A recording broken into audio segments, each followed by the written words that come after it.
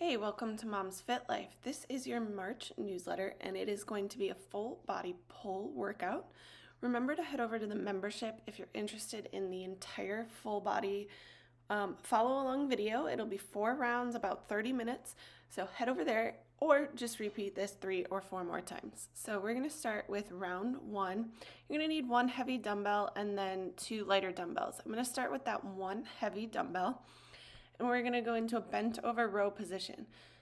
Nice flat back, everything in line, weight over that standing leg.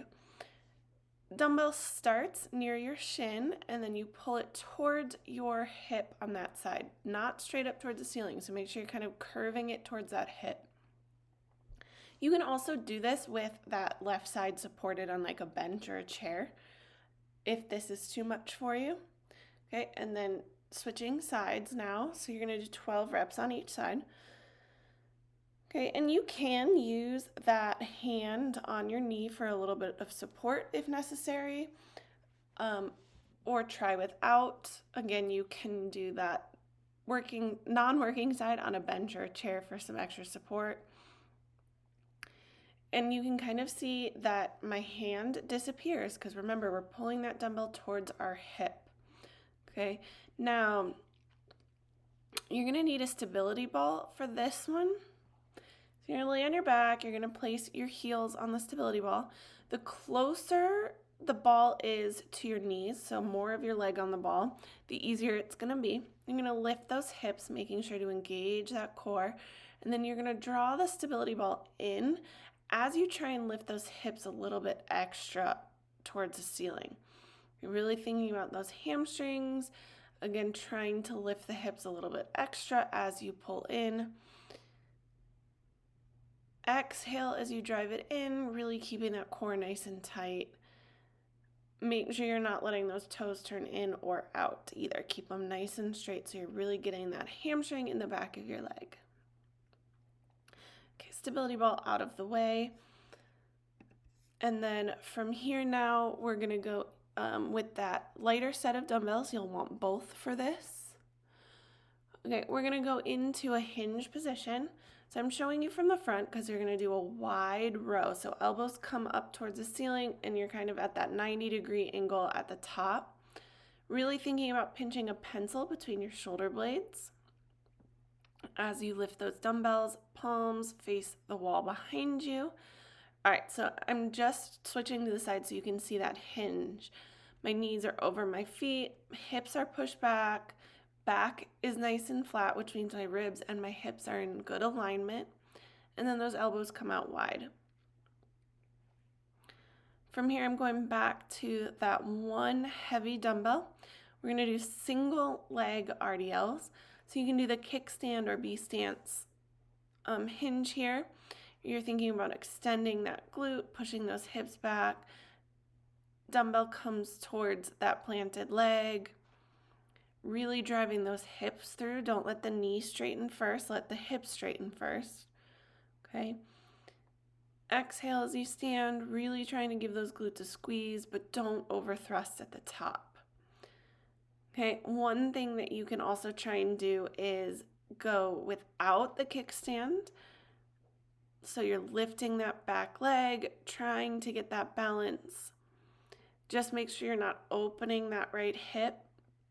You're able to keep the back flat and a good hinge. Okay, I'm also tapping down in between each one just for the extra stability, but you don't have to if you want the added challenge. Okay, so switching sides now, back to that kickstand or B stance. Ribs and hips are stacked, really keeping the knee over your foot, ribs in line with your hips. Exhale, lift that pelvic floor, tighten the core, stand and squeeze your butt.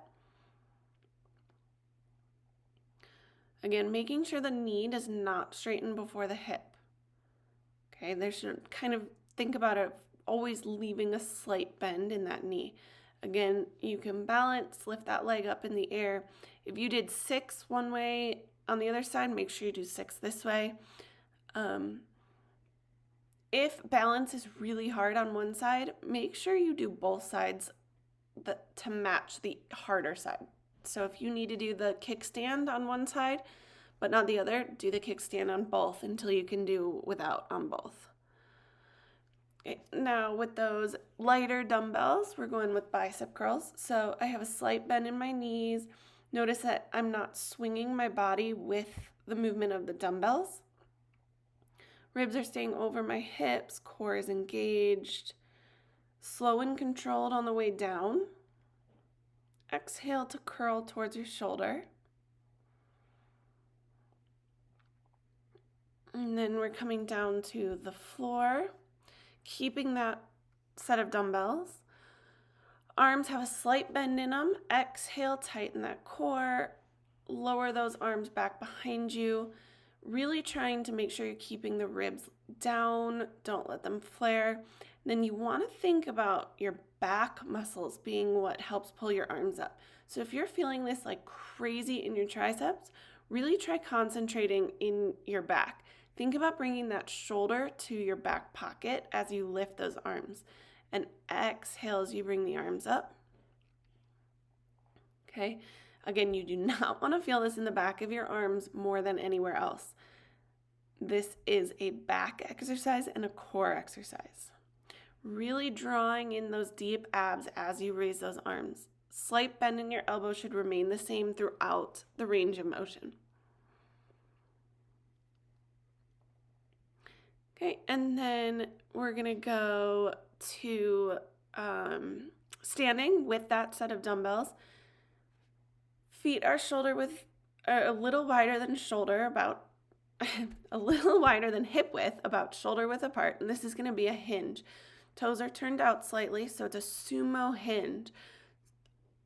Exhale, lift the pelvic floor, tighten the core. Remember to let those hips straighten before the knees. Really thinking about the inner part of the back of your leg. So kind of like that inner thigh, but more towards the back. So again, you're hinging here. It's not a squat, so you're getting length in the back of the body. Really pushing those hips back as the knees stay over your feet. Toes are still turned out. Really squeezing the glute without over thrusting at the top. Ribs stay in line with your hips as you lower. And that is the full round. So again, make sure you check out that membership. And if you have any questions for me, of course, please do not hesitate to reach out and ask.